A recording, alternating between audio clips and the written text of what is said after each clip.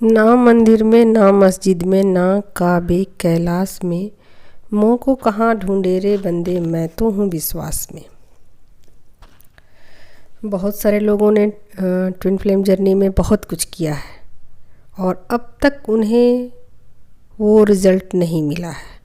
कारण क्या है, आप खुद से पूछिए।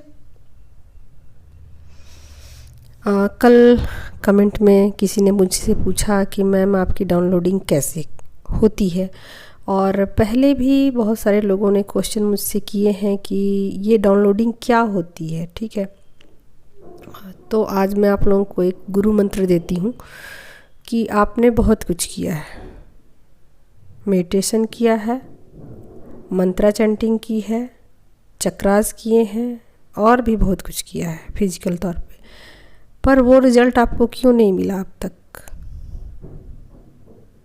वो इसलिए कि आपको ईश्वरीय सत्ता पर भरोसा नहीं है। देखिए, भरोसा जो होता है ना, वो बड़ी चीज़ होती है। ठीक है, बहुत बड़ी चीज़ होती है। एक माँ जो है ना, अनकंडीशनल लव जो है वो सभी बच्चों से करती है, सभी बच्चों से।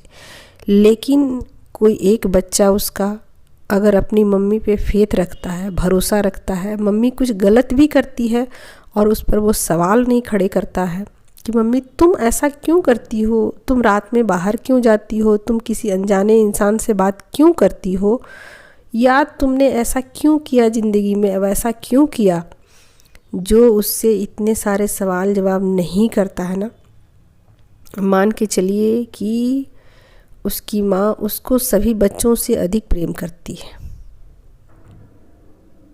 ठीक है, तो ईश्वरीय सत्ता भी कुछ ऐसे ही वर्क करती है, आपको सब कुछ प्रोवाइड करती है, और जितने भी जीव जंतु हैं, जितने भी प्राणी हैं, सबको वो अपना अनकंडीशनल लव या जो ज़रूरत की चीज़ें हैं सबको देती हैं। परंतु जो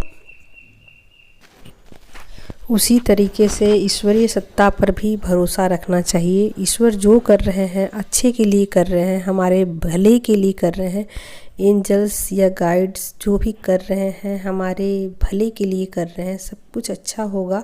अगर तकलीफ़ें हो भी रही हैं फ़िलहाल में, करंट में, या परिस्थितियाँ ख़राब भी हैं, तो उन पर एक भरोसा रखना एक बड़ी चीज़ होती है, और उसको बर्दाश्त करना, शिकायतें नहीं करना, ये बहुत बड़ी चीज़ें होती हैं, और इसका ही रिज़ल्ट बाद में आपको मिलता है।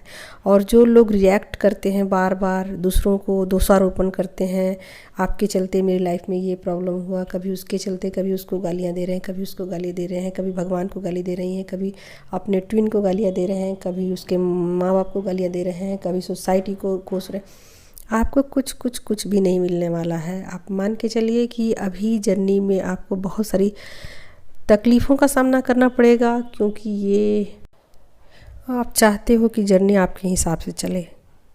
जब सब कुछ अच्छा होता है आपको अच्छा लगता है, जब कुछ बुरा होता है आप कोसने लगते हो, रोने लगते हो, चिल्लाने लगते हो, ब्लेम करने लगते हो। तो ये जर्नी आपके हिसाब से नहीं चलने वाली है।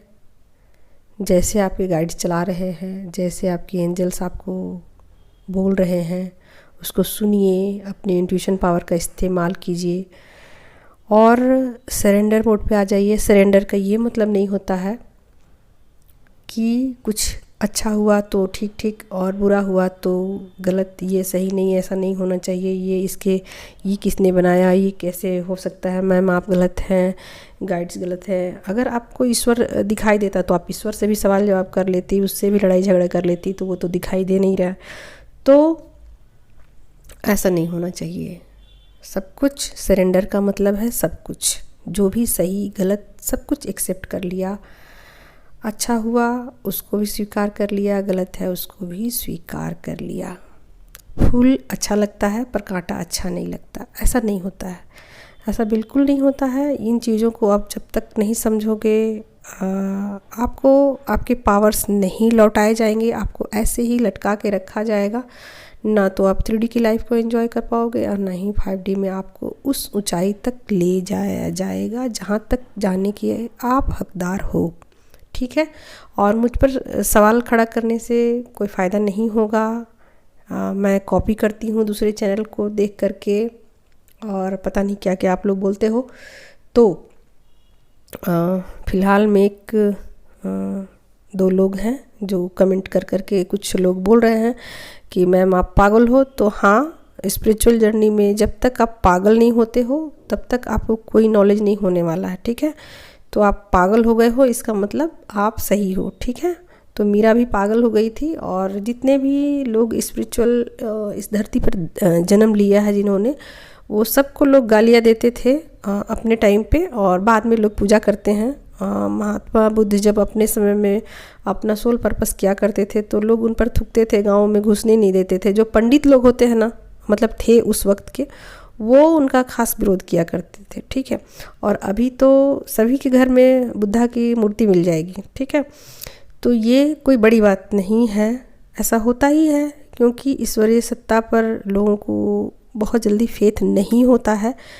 सवाल तो खड़े होते ही हैं, और जब तक आप इन चीज़ों पर फेथ नहीं करोगे तो मैं कैसे बताऊँ आपको कि ये जर्नी आपके लिए कितनी कष्टदायक होगी।